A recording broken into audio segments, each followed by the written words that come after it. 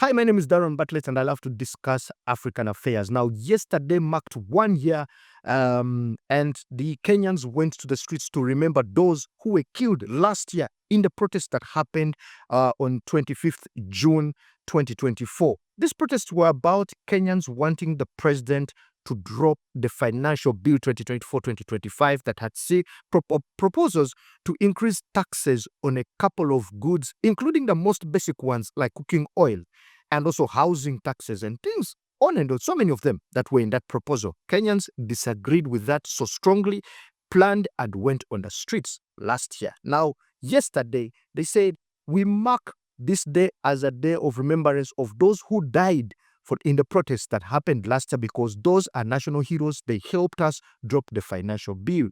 But again, these protests did not go as they did go violence free, because we thought, and I predicted this in some of the videos that I made and said, I don't think that these protests will go non-violent. In fact, the president, religious leaders, police, all of them came out and were urging protesters to be non-violent and they shouldn't vandalize property. Well, that fell short, because we saw signposts being uprooted out of the ground. They saw supermarkets being vandalized, like Naiva supermarket. They really tried and still got in there and still destroyed property of that supermarket, because every protest that happened, not everyone has an intention of the protest, but some of people have intentions to steal, because that's how their livelihoods are sustained, through destruction and theft. But that said, also, we say a couple of people who died, about 9 people died yesterday, though compared to the 60 who died last year in June. These ones were 9, and those are the only ones who have been reported and accounted for in Nairobi, Nakuru, Mombasa, where these protests happened. In fact, there are instances that were also reported that some police officers, 3 of them survived being lynched by protesters, and also a police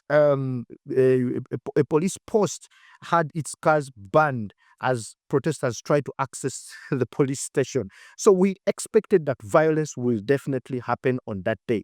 Another key highlight that I saw yesterday was the Communication Authority of Kenya coming out to ban media houses from covering the protests that were happening. However, that was challenged by the Kenyan Law Society. They went to court and said that this goes against the freedoms of the people and also their rights to access information and also know what is happening in town for them to make proper decisions. However, the Kenyan Communications Authority thought that that would incite more violence, and they went ahead to switch off media houses such as KTN and NTV, switched off them from free to air. So it was just exactly as I thought it would be. 9 people dead, but this time media houses were switched off because they believed that they were broadcasting information that would incite other people into violence. It's the same thing that happened last year when people went to the streets. They actually stopped media houses from broadcasting the same, and they still went ahead and did it again. But now the question is, what next after the celebrations or the remembrance of those who died fighting for the same cause that they wanted, which was dropping the financial bill? Let me know what you think about what happened in Kenya yesterday.